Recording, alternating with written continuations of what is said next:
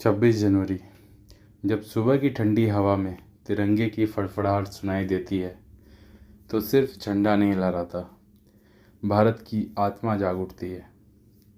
ये दिन हमें याद दिलाता है कि आज़ादी मिलने के बाद भी देश को जीने का तरीका चाहिए था, और उसी तरीके का नाम है भारतीय संविधान। साल था 1950। देश थका हुआ था, गरीब था, बटा हुआ था, लेकिन उम्मीदों से भरा हुआ था। डॉक्टर भीमराव अंबेडकर और भारत के संविधान सभा के उन सपूतों ने एक ऐसा दस्तावेज लिखा जो सिर्फ कानून नहीं था, वो भारत का सपना था।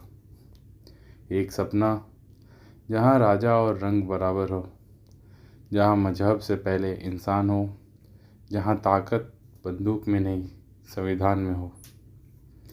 आज हम 2026 में खड़े हैं।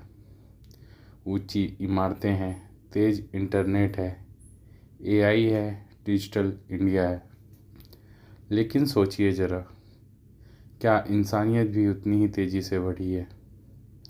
क्या बराबरी हर दरवाजे तक पहुंची है? क्या संविधान की भावना हर दिल में जिंदा है?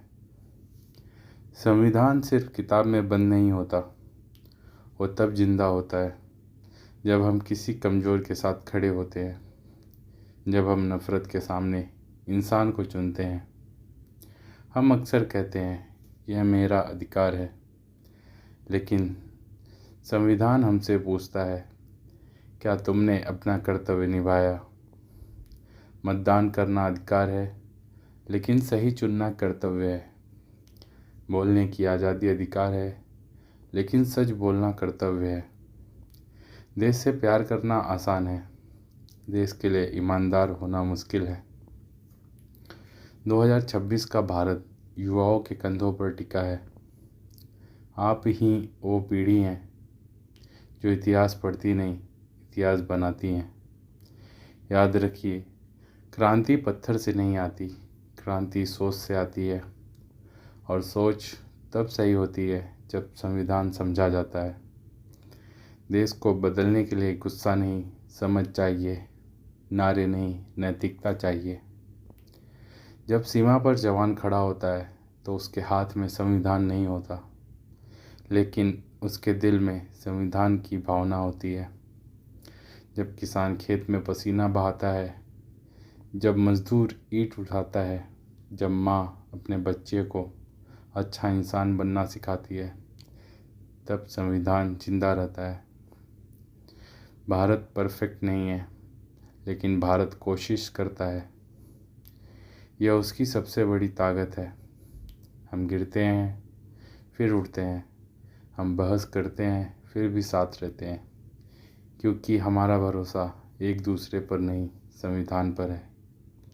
तो इस 26 जनवरी को 2026 में आइए सिर्फ सलामी न दे, बल्कि संकल्प लें, मैं संविधान पढ़ूंगा, मैं संविधान समझूंगा, और अपने आचरण से भारत को मजबूत बनाऊंगा, क्योंकि भारत की असली ताकत जो है वो भारत की सेना है, भारत की अर्थव्यवस्था है, और उसके जागरूक नागरिक हैं। तिरंगा तभी ऊंचा रहेगा जब हमारा चरित्र ऊंचा रहेगा। जय हिंद, जय संविधान।